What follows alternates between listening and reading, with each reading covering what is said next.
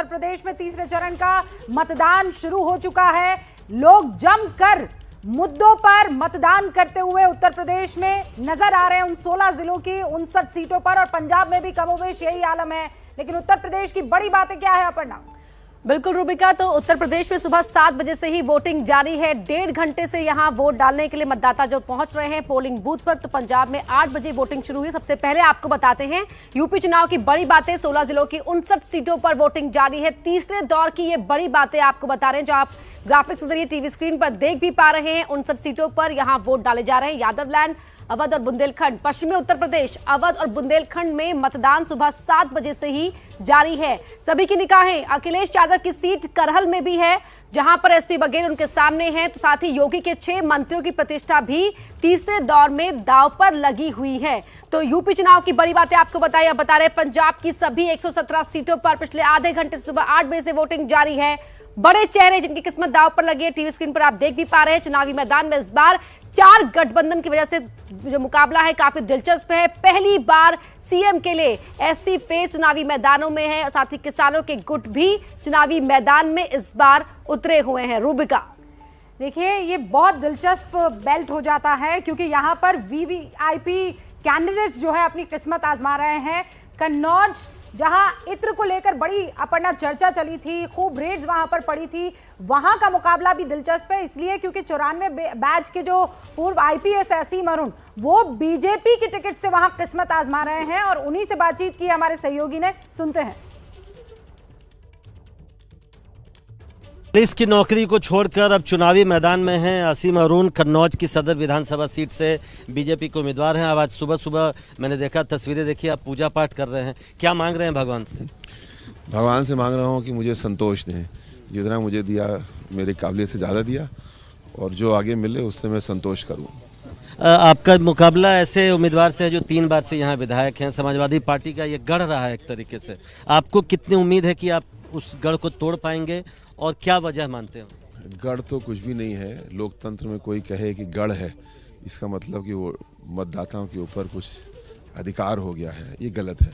दूसरा, लॉजिकल, हम सांसद हमारे 4 विधायक हमारे, तो गढ़ कैसा फिर? हाँ, एक सीट है सदर कन्नौज की, जिसमें मैं प्रत्याशी हूँ। समाजवादी पार्टी के सिटिंग विधायक हैं, 15 साल से हैं, उनका ज़बरदस्त एंटी इनकम्बेंसी है। कैंडिडेट के रूप में तुलना करने पे लोगों की रुचि मेरी ओर है।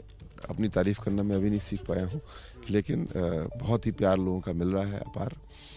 जो सबसे बड़ी बात, भारतीय जनता पार्टी ने जो काम किए पिछले 5 साल में, कानून व्यवस्था को मजबूत किया, विकास की नदियाँ बहीं, राष्ट्र सम्मान बढ़ा, राष्ट्र की सुरक्षा बढ़ी, ये सब चीज़ें सबके सामने हैं।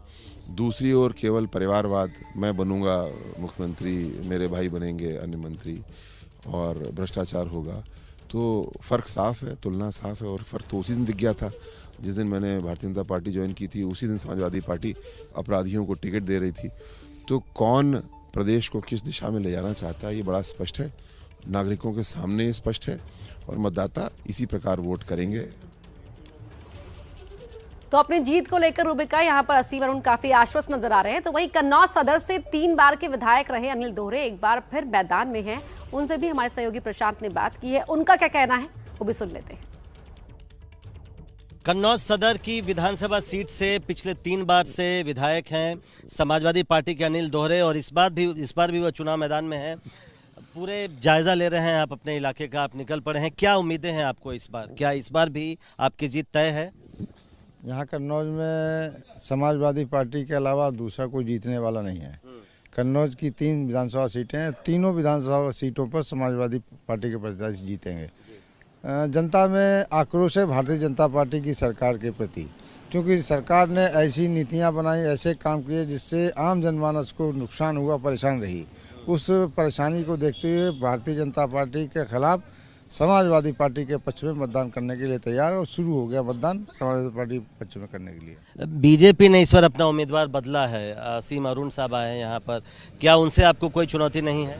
नहीं, समाजवादी पार्टी के सामने एक प्रत्याशी का मतलब मायने नहीं रखता, क्योंकि समाजवादी पार्टी के मुखिया आदरणीय अखिलेश यादव जी को देखकर यहाँ मतदान करने जा रहे हैं।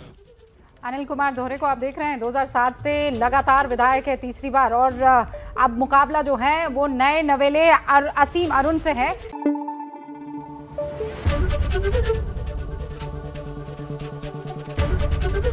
एबीपी न्यूज आपको रखे आगे।